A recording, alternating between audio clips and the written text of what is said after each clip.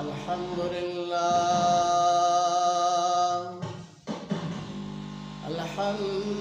لله نحمده ونصلي على رسوله الكريم. أما بعد فأعوذ بالله من الشيطان الرجيم. بسم الله الرحمن الرحيم.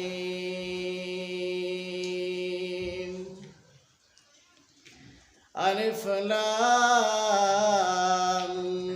ميم.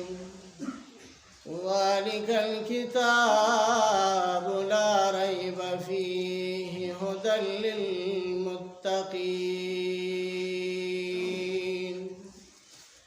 وقال النبي صلى الله عليه وسلم: خيركم من تعلم القرآن وعلمه، أو كما قال عليه الصلاة والسلام.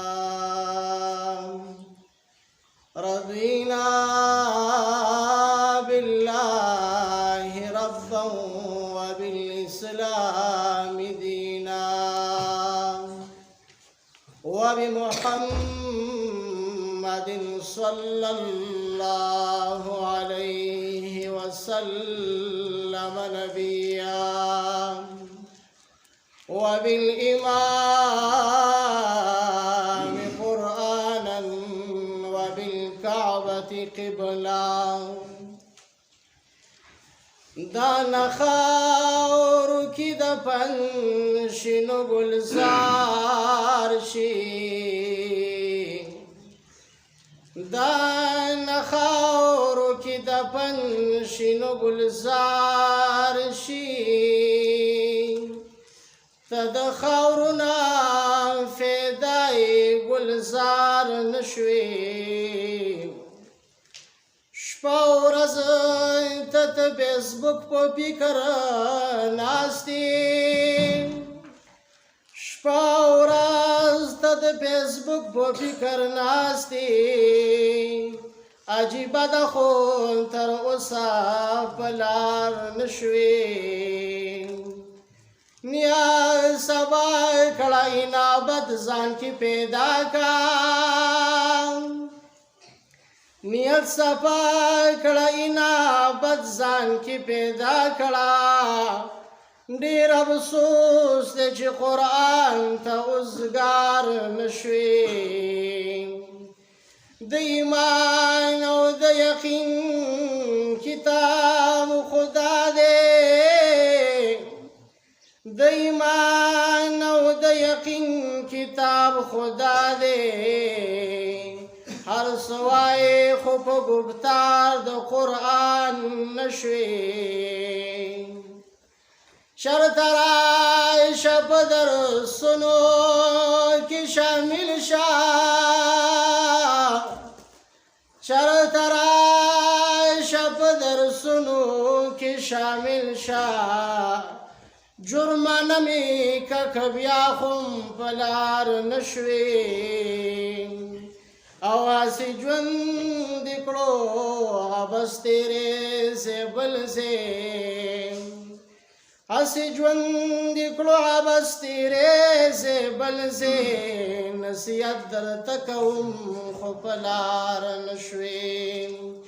ان الله وملائکته یصلون علی النبی يا أيها الذين آمنوا صلوا عليه وسلموا تسليما. درود شریف.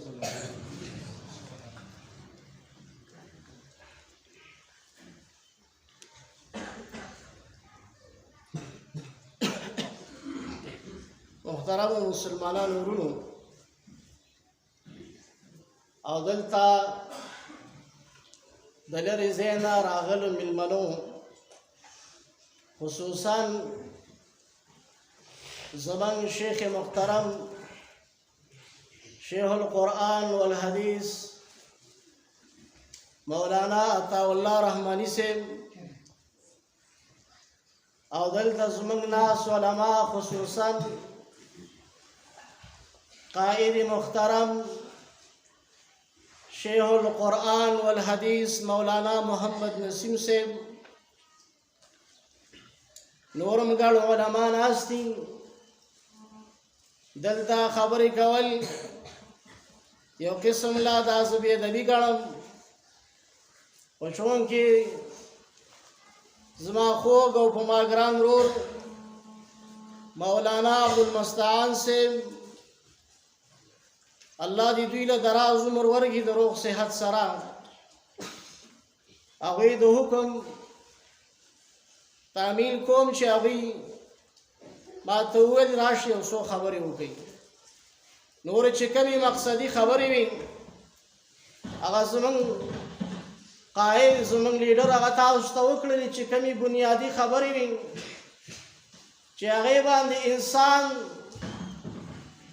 دنیا او آخرت یې ښایسته کېږي او د انسان هغه بیړۍ پې پار کېږي او رب کائنات ته غاړه خلاصېږي هغه ټولې قیمتي خبرې تاسو ته په ساده انداز کې هغه زما استاد محترم وکړي خو زه یو دوه خبرې کول غواړم چې قرآن کریم په موږ او تاسو باندې څه حقوق دي یو دا چې موږ او تاسو د قرآن تعظیم وکړو موږ او تاسو د قرآن عزت وکړو دا موږ د الله جل شانه په حقیقي معنو کې د الله جل شانه په نعمتونو کې یو لوی نعمت وګڼو مطلب دا یو کس له الله جل شانه د قرآن کریم علم ورکو د قرآن کریم پوهه ورکړه قرآن کریم ته کینو د هغې د تعلیم او تعلم د درس او تدریس دغه مشعله ورته نصیب کړه نو ځان به کمزوری نه ګڼي دې ته به کمزوری څیز نه وایي د چا د دنیا څیزونو ته به خفګان نه کوي چېرې چې ما سره هېڅ نشته پلانکې په ګاډو کې ګرځي پلانکې محلات دي بنګلې دي پلانکې د جیداد خاوند دی نه نه نه نه تعالی چې ربي کریم ربي کائنات کوم دولت درکړی دی دې دولت ته د دنیا دولتونه نه رسي دې دولت ته دې نعمت ته د دنیا نعمتونه نه رسي ځکه ربي کریم چې کله ویشتمه پاره کې سورې رحمان کې د جنت نعمتونه ذکر کوي نو مخکې د هغه نعمتونو نه وایي الرحمن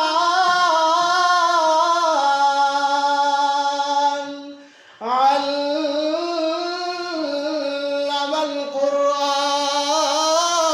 القرآن قرآن کریم د رب د نعمتونو نه لوی نعمت چې دی دا د الله جل شانه کتاب دی قرآن دی دا د الله جل شانه لوی نعمت دی د دې وجې نه موږ تاسو د علماو قدر وکړو الله چې دوی له څه ورکړي دي کوم څیز ته یې کېنولي دي زما عزتمندو په مخ د ځمکه د دوی نه غوره خلک نشته دا زه نه وایم دا جناب محمد رسول الله صلی الله علیه وسلم وی خیرکم من تعلم القرآن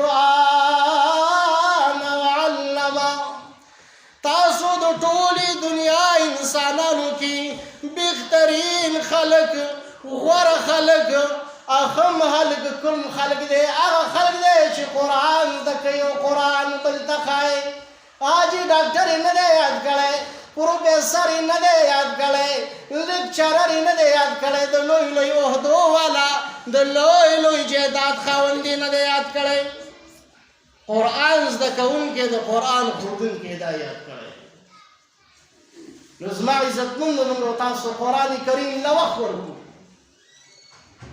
قرآن کریم له وخت ورکړو، قرآن کریم تلاوتونه وکړو. دا الله جل شانه ګوره یو کتاب را لېږلی دی او رب کریم به ګوره بیا د دې تپوس کوي چې وایي دا صرف ګوره دې له نه ده راغلی چې بس روایله خطو کې بند کا، خیستار ماری کې بند کا او محفوظ یې کېده. نه وایي تلاوت د دې قرآن کریم تلاوت اولنی حق د قرآن کریم تلاوت زده کړه او دغه شان د تلاوت. شاه عطاالله شاه بخاري دا یو لوی عالم تیر شوی دی، د ده لور یو کتاب لیکلی دی سیدي و ابي،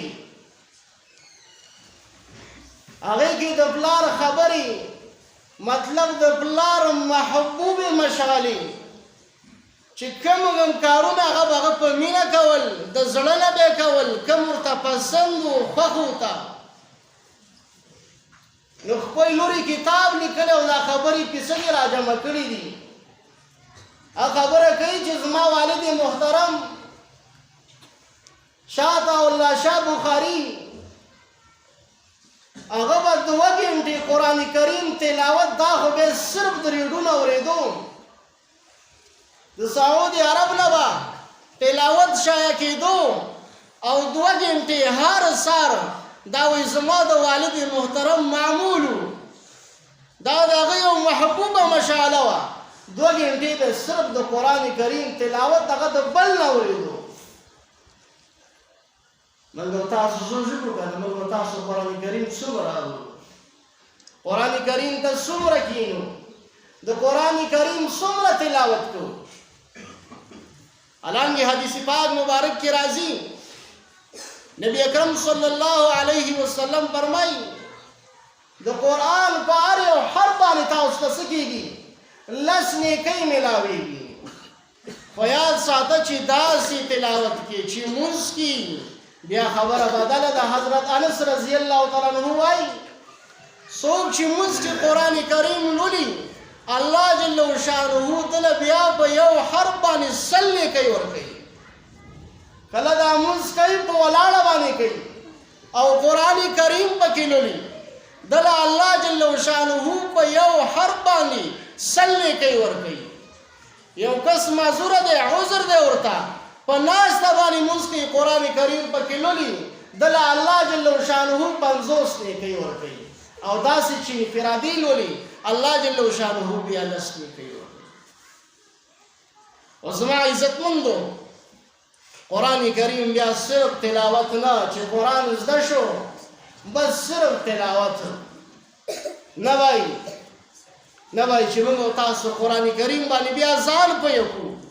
الحمدلله رمضان را نږدې دی او څه د رمضان په مخکې ځای په ځای باندې الحمدلله زموږ د اشاعت علما هغوی درسونه شروع کړي دي چې موږ تاسو قرآن کریم باندې ځان پوه کړو چې رب ماته څه وایي، رب کومه خبره کوي، قرآن څه دپاره راغلی دی، د څه مقصد دپاره راغلی دی، د ما نه څه مطالبه کوي. نو چې موږ او تاسو قرآن کریم له څه ورکړو؟ وخت ورکړو. ابن قیم رحمت الله علیه هغه یو خبره کوي، وایي قرآن کریم راغلی و څه دپاره؟ د سوچ او تدبر دپاره چې سړی قرآن کې سوچ وکړي، قرآن کې تدبر وکړي، خو لیکن خلکو صرف تلاوت ته کار ویلی. دغه شان حسن بصري رحمت الله علیه هغه وایي قرآن کریم الله جل شانه دې دپاره رالیږلی و چې سړی د قرآن کریم معناګانو کې سوچ وکړي، تدبر وکړي، خو لیکن خلکو صرف او صرف عمل په تش تلاوت باندې وکړو، اکتفا یې صرف او صرف په تلاوت باندې وکړو. نو زما عزتمندو چې موږ تاسو قرآن کریم کې سوچ وکړو، هغې په معنی باندې ځان پوه کړو. امام قرطبي رحمت الله علیه هغه د سوره نساء افلا یتدبرون القرآن او دغه شان دي د سوره محمد باره کې وایي د دې آیاتونه معلومیږي چې د قرآن کریم باندې ځان پویول د هغې معنی زده کول دا واجب دي. دا زه نه وایم، دا امام قرطبي وایي. لوی سړی لوی عالم تیر شوی دی، د قرآن کریم لوی خدمت یې کړی دی. نو زما عزتمنو موږ به تاسو قرآن په ترجمه باندې زده کړو. قرآن کریم ډېر اسان دی، موږ ځان ته هسې ګران کړی، یاره زه په قرآن نه پوهېږم. الله دې د ابی خطیب صاحب په عمر کې برکت واچوي. قرآن وایي داسې اسان دی لکه دوړو چار. ولې په دې باندې ما ورته نه پوهېږو. الله وایي لمونځ کوه. پوهېږو که نه پوهېږو؟ جواب راکوئ. پوهېږو که نه؟ الله وایي روژه ونیسئ. الله وایي زکات ورکوئ. الله وایي حلال خورئ، حرام مه خورئ، سود مه کوئ، زنا مه کوئ، دروغ مه وایئ، غیبت مه کوئ. کریم علم هغې ته څوک هم نشي رسېدلی، هغې ته څوک هم نشي رسېدلی. دا ډېر ژور کتاب دی، خو لیکن دومره خو چې ما او تا پوهېږو چې قرآن کې الله جل شانه موږ تاسو ته څه وایي. حکیم الامت مولانا اشرف علي تانوي رحمت الله علیه نه چا تپوس وکړ د قرآن کریم ښکلول څنګه دي؟ د قرآن کریم ښکلول څنګه دي؟ ویل قرآن کریم ښکلول خو جایز دي، خو قرآن کریم زړه ته دننه کول پکار دي. قرآن کریم ښکلول دا خو جایز دي، خو قرآن کریم زړه ته دننه کول دا پکار دي. موږ تاسو د سینو نه قرآن اوښکې زموږ او ستاسو زړه باندې نور څیزونه راجلب کوي. زما او ستا زړه، زما او ستا ذهن ما او تا نه د دنیا خواهشات، د دنیا څیزونه ما او تا نه ګیر کړی دي. نو زما عزتمندو چې موږ او تاسو قرآن کریم ته کار ووایو، موږ به رب ته نږدې شو. امام احمد رحمت الله علیه هغه یو خبره کوي، ناشنا خبره کوي، ډېر عجیبه او ښایسته خبره کوي. وایي ما رب کریم په خوب کې ولیدو، ما دې تپوس وکړ ای الله، ای الله تا ته به په کوم یو عمل باندې سړی در نږدې کېږي چې تا ته در نږدې شي، ستا محبوب جوړ شي، ته ورسره مینه وکړې؟ کوم یو داسې عمل به وي؟ ویل هغه کس چې هغه قرآن کریم لولي او سوچ پکې کوي، تدبر پکې کوي. دا یو پیره نه، امام احمد رحمت الله علیه وایي زر کرته ما الله جل شانه په خوب کې ولیدو، زر پیرته ما دا تپوس وکړه چې الله تا ته څوک په څه باندې نږدې کېږي؟ وایي ما ته وایي په قرآن کریم باندې چې څوک پکې څه کوي؟ سوچ کوي. نو ته ووایه چې په قرآن په معنی نه پوهېږي، بغیر د معنی د یادولو نه سوچ کېږي؟ نه کېږي. زما عزتمنو، نو به موږ او تاسو انشاءالله کوشش وکړو قرآن زده کړو، قرآن زده کړو، خپله قرآن زده کړو. بعضې کسان الحمدلله ښه دي بچو ته قرآن ښایي، خو خپله د زده کړې کوشش نه کوي. نو موږ او تاسو به خپله هم قرآن کریم یادو، بچو ته به هم قرآن ښایو، او ځان له ناظره باندې به اکتفا نه کوو. قرآن به په معنا سره وایو، قرآن به په تشریح سره وایو. الحمدلله قابل علما تاسو ته په جوماتونو کې ناستې دي، دا د الله جل شانه شکر ادا کوي. والله بالله ثم تالله شکر ادا کوي. ان داسې وخت چې زما او ستا په جومات کې به هغه خلک امامانو چې اخري سورتونه به نه وایي. نن الحمدلله هغه خلک زما او ستا په جوماتونو کې امامان دي چې هغه د قرآن کریم په معنا پوهېږي، د قرآن کریم په هرې طریقې سره څه کوي، د هغې خدمت کولی شي. نو باید چې موږ او تاسو قرآن کریم له وخت ورکړو، دې سره به زما او ستا زړونه ژوندي شي. ابن قیم رحمت الله علیه وایي د زړه د ژوندي پاتې کېدلو، د زړه د ژوند د بقا کنجي چې ده دا قرآن کریم دی. دا څه دی؟ دا قرآن کریم دی. نو چې موږ او تاسو څه وکړو؟ قرآن کریم له وخت ورکړو.